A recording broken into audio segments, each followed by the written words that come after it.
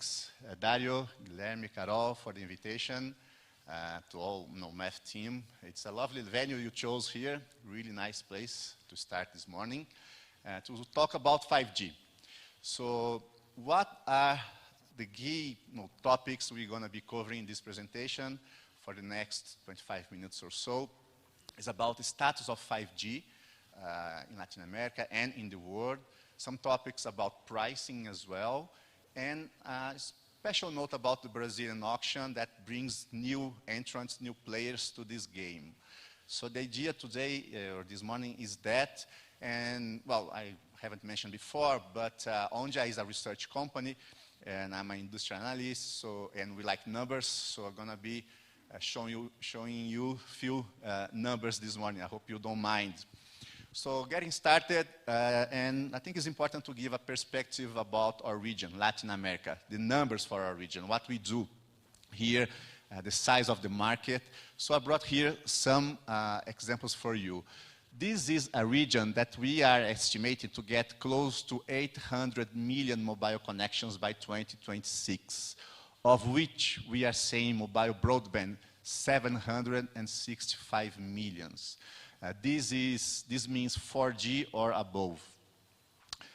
We have LT 392 million, meaning that we're going to have more than 300 million 5G connections in the next 4 years in the region as a whole. Of course, Brazil is a big chunk of this total, but anyways, it's a very relevant market. It's growing quite fast, especially for this new technology.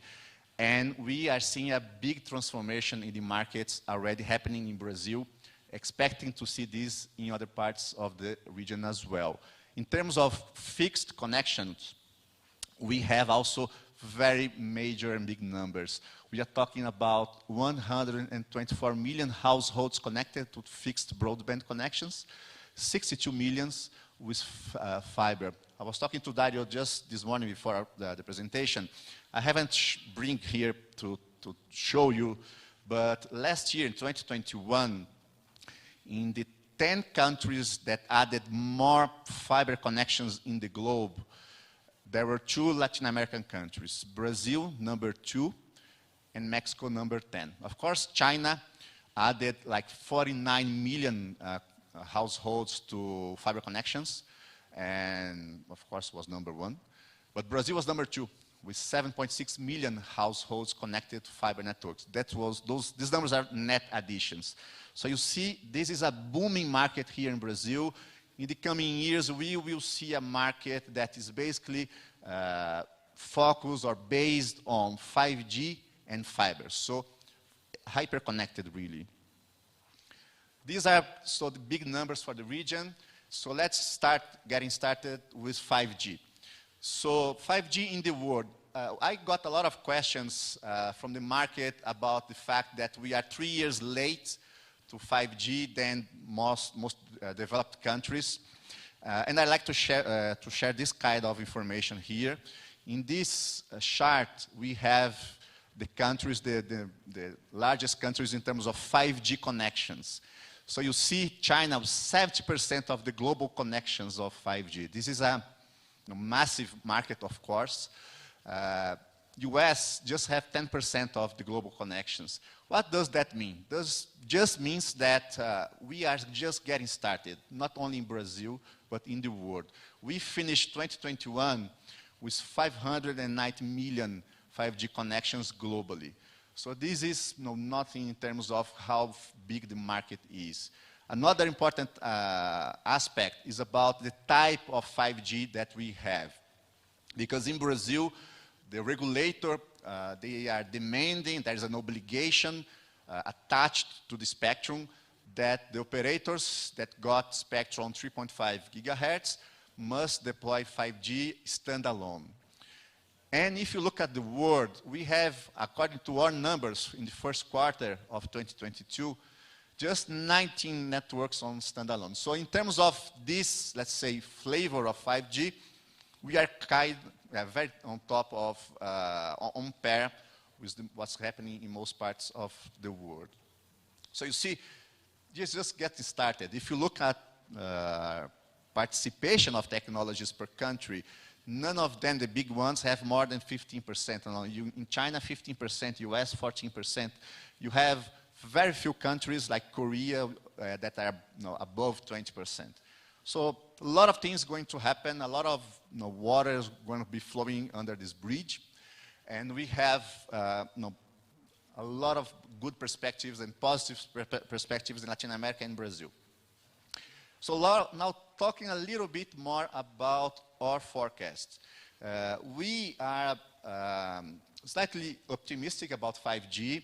I'm going to show you some of our assumptions behind it. One way of looking at this optimism in terms of our forecast is looking at this chart here. This compares 4G and 5G on the fifth year of this of the launch of the technology. So the reference year for 4G was 2009. The reference year for 5G, 2019. So you see, for instance, Latin America, in the fifth year of deployment of 4G, we had 0.3% of global connections, so of share. So this is really nothing. China as well was very late to 4G. So you see here for the region, including the Chinese market, you get what? It's about 3.5%. And now we are forecasting 27.5%. You saw that China has already started very fast. And this has implications for the global market. Because you have economies of scale in terms of smartphones, in terms of network equipment. So you have now more smartphones available for 5G than you have on the third year of 4G, for instance. You see that now by end of 2021, we hit the target of half of all the smartphones shipments globally were 5G already. So half of all the smartphones shipped to all the countries basically are already 5G. And we need to remember we are in this moment with a number of problems. We have the war in Ukraine, you have inflationary pressures across the globe, you have the chip shortages, and yet 5G is really getting a very fast take-up, and again, pushed by a big country like China. So in Latin America, how things are going and how we expect them to go. This chart here puts all the wireless technologies under the same time frame. So total connections per generation. So this is 2G, 3G, 4G, and this is 5G. Basically, most of this is our forecast. So we are expecting 5G to get to 300 million connections by the end of the forecast period.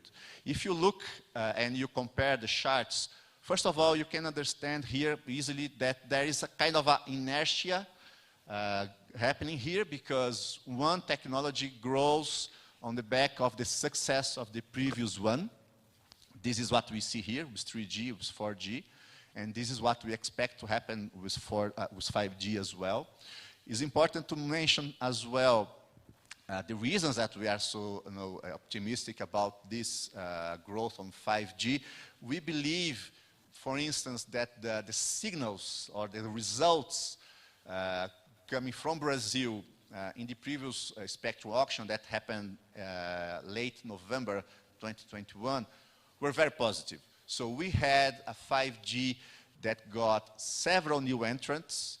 We get these several companies agreeing with a timetable for deploying the network that we are seeing here now in Brazil. For those that are not in Brazil, not following the market, we are now in a dynamics that every 1-2 weeks we are getting news about new cities getting 5G. So Anatel made a very clear timetable for the operators to follow. So all the state capitals in Brazil must be having their 5G signal up and running up until end of September. After that, there is clear dates for cities above 1 million people, 500,000 people, and so on and so forth.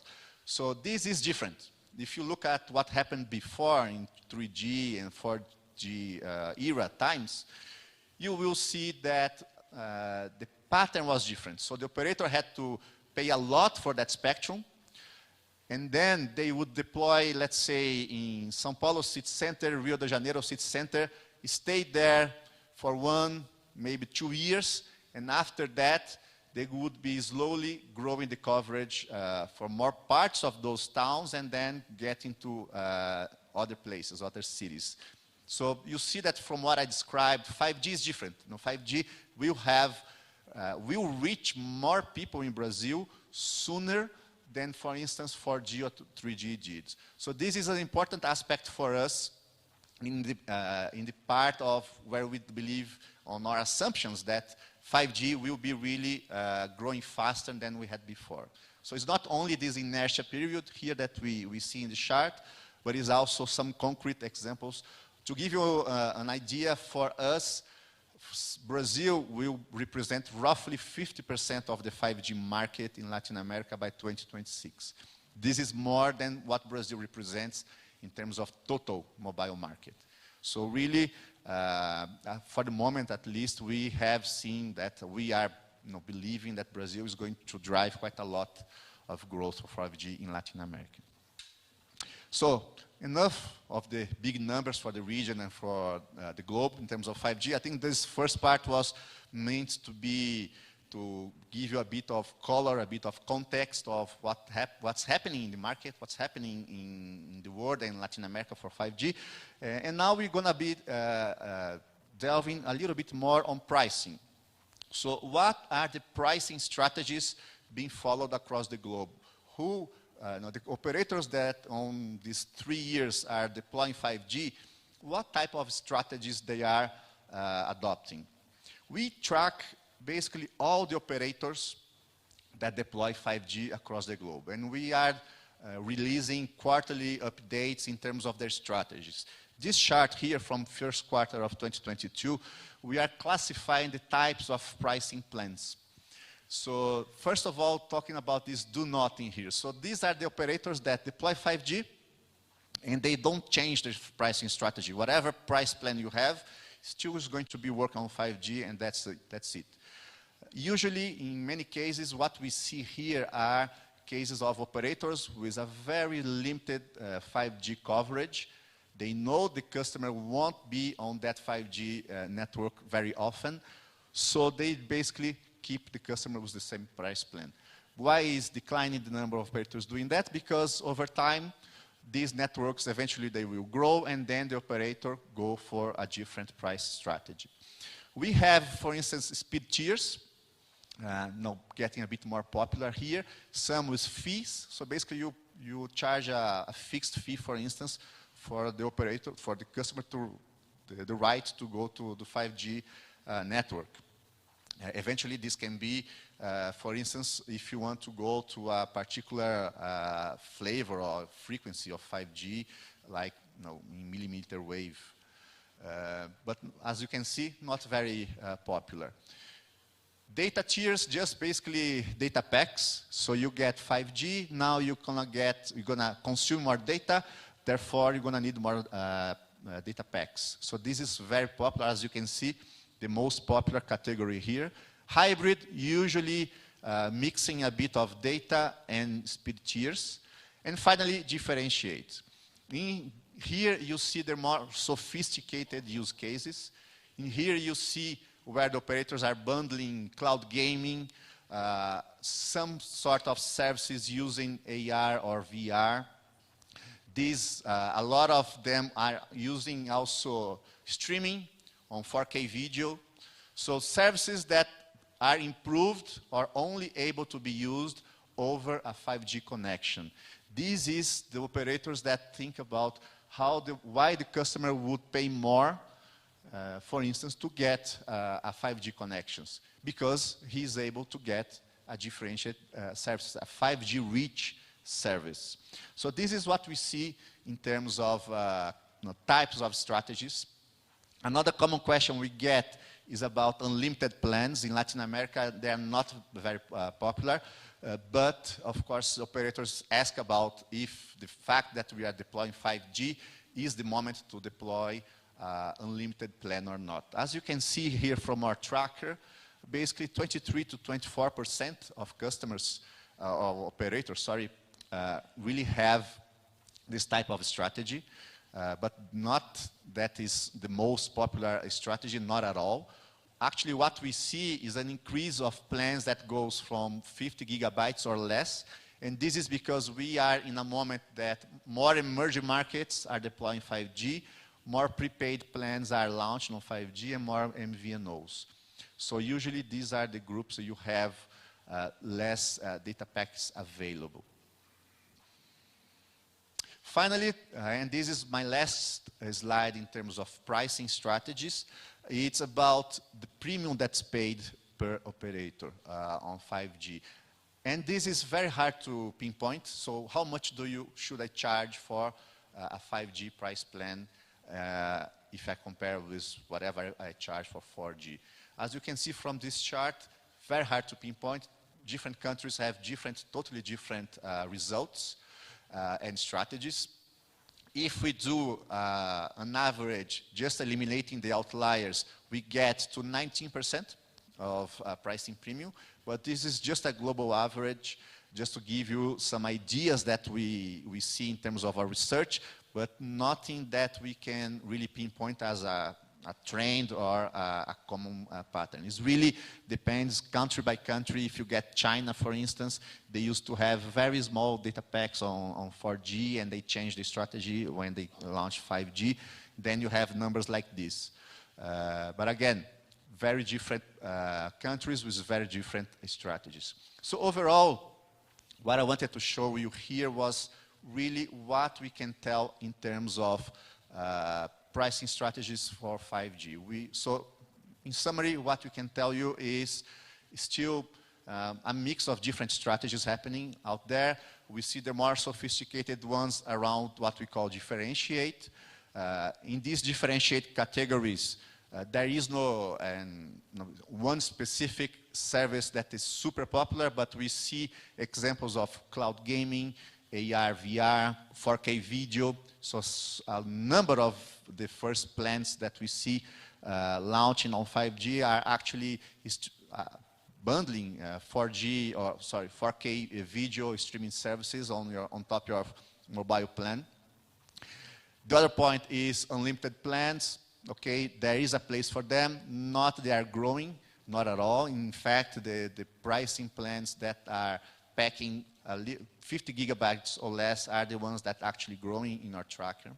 And the pricing premium, an average of 19%, but be careful with this number, given the variety of conditions in each one of these countries. So getting in terms of Brazil is interesting to talk. As I mentioned to you before, we are estimating Brazil to get around 50% of the overall 5G market in Latin America. If we get to the total mobile market, Brazil is roughly 40%. So we are believing that, at least for now, that Brazil has a chance really to increase its lead in terms of sheer numbers or total volume of connections in Latin America. And why is that? One of the reasons is here summarized in this chart.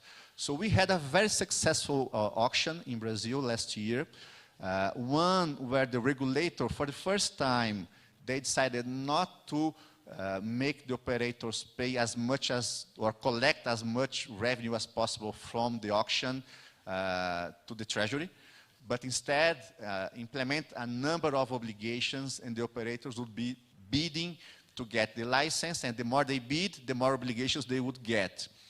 As a result, and on top of that, they got a lot of different license, different spectrum, and then as a result you have this.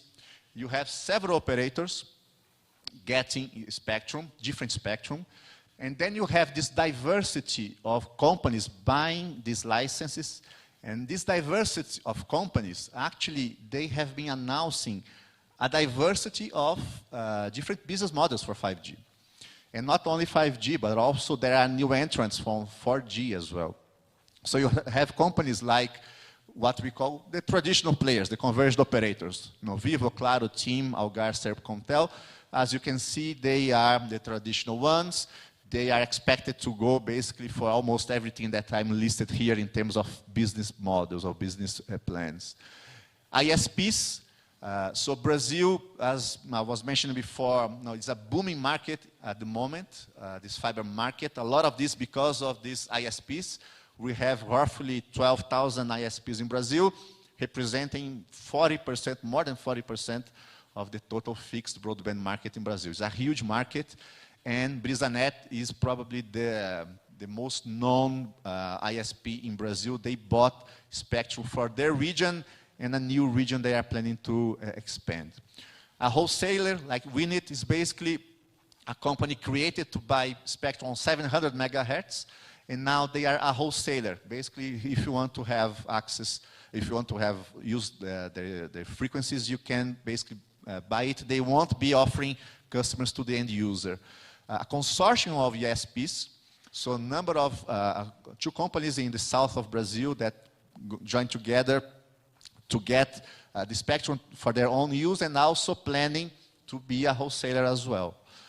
You have even Cloud2U that is linked to a company that sells network equipment, and they bought a regional spectrum in Rio to offer, again, idea is offering 5G to ISPs that are interested in getting into this new business. And this Neco MVNE that unfortunately they gave up the license. It was linked to MVNE in Brazil. But regardless of that, the fact is that you have traditional and new players getting to the game here in Brazil, and this really is very exciting to see. One other thing that is important to mention, and I won't go into the details here, is just for your reference. As I was telling you, the regulator decided that they wouldn't be charging maximum possible values for price for the licenses, but a list of obligations. So this is the list of obligations. It was different obligations for different frequencies here. So those that are interested in 3.5 gigahertz, this is the most sought after spectrum for those looking to deploy 5G. So these are the ones with more conditions. So you see a number of different conditions here, but I wanted to touch on a few of them.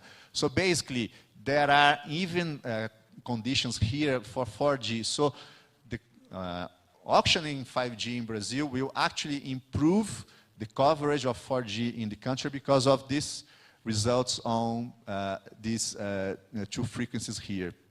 And the idea is that, think about that, you're going to have federal roads with 4G. So you have thousands of kilometers of roads in Brazil unconnected that now they're gonna get 4G connection, coverage. So finally, you're gonna get a meaningful coverage in cities and small cities, in schools and roads. Imagine what is going to be, for instance, for companies doing plans for IoT projects involving connected cars, or for the logistics sector. This is going to have a very positive impact. So now I'm getting towards the end of my presentation, and I want just going to give you three messages before we open for questions. One is 5G is just getting started in Latin America. As you could see from my first slides, there's a lot of things happening in the region. We are very excited to see what's going to be happening now in the other countries in the region. I focus on Brazil, but of course Chile has already deployed 5G. You have Mexico also with more than 20 cities with 5G. This year we're expecting more countries to get, or maybe early next year, more countries to get auctions in 5G. So just getting started. A lot of things going to happen here. A lot of activity we're expecting here. There are challenges, of course. Handset affordability is one of them. Network coverage is another one. Low ARPUs, low income is also another one. But we know this, we have the experience, the expertise to deal with situations like this, because it was the same in the previous generations. So we have kind of know how to navigate these troubled waters. Brazil might be a good case for the other countries in LATAM to how to allocate their spectrum frequencies for 5G. We would love to see more regulators instead of trying to focus on extracting the maximum volume of resources from operators, focusing, for instance, on obligations like this. If this happens, I'm gonna be very happy to review my forecast for the region and getting more bullish and more optimistic about other parts of the region as well. So with that, I'm finished my presentation, and we can open for questions. Thank you very much.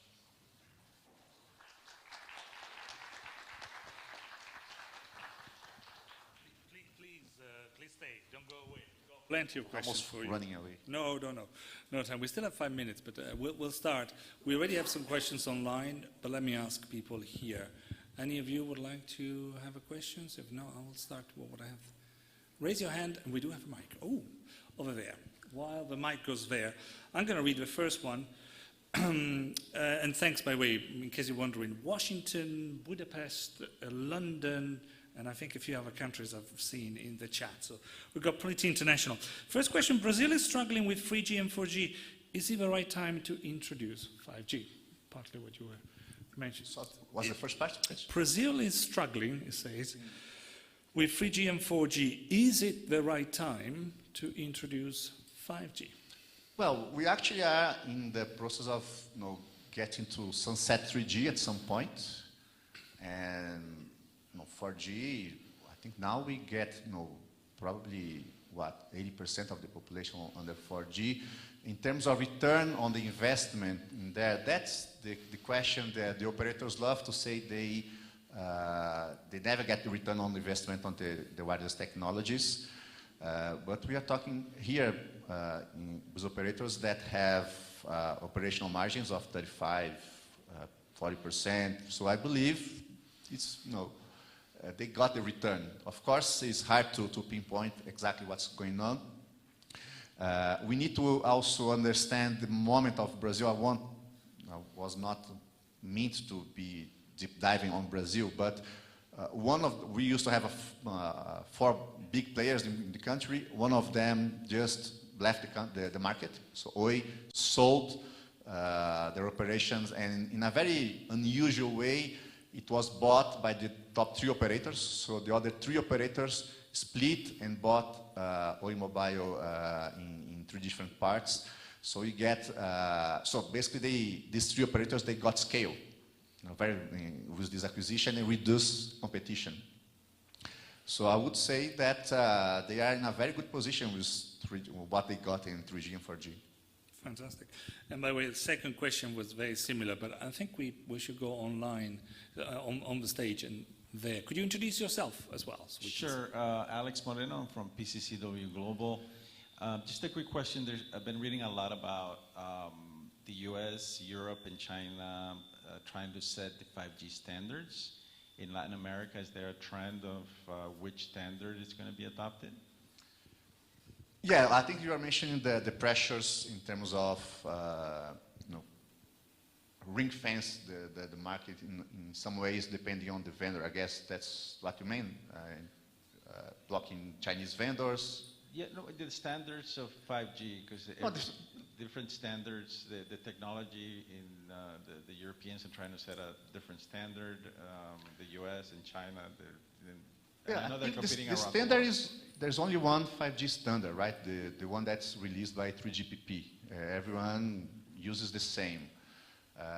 What you have in some ways is investment in things like Open RAN. And yes, this is something that is happening. Also, the operators in Latin America are investing on that because it makes a lot of sense for them to get, being able to get, to develop new suppliers, for instance, for their radio access network gear. But we don't see any big, let's say, disruption in the market because of that, at least not in the short term. I think there are still work to be done in terms of developing Open RAN standards here, but 5G, no, 5G keeps the same, it's a single standard, everyone is using that, and there's no block in Latin America, none of the countries, as far as I know, in terms of suppliers, for instance. And a second question, really quick. You mentioned that 5G, the adoption is much earlier than other technologies, 4G, 3G. Is it because Latin America is jumping technologies? And for example, you mentioned fiber. Maybe people are going to overpass certain technologies to go straight to 5G for internet access at home, for example. So are those the reasons why you're seeing much more adoption of 5G?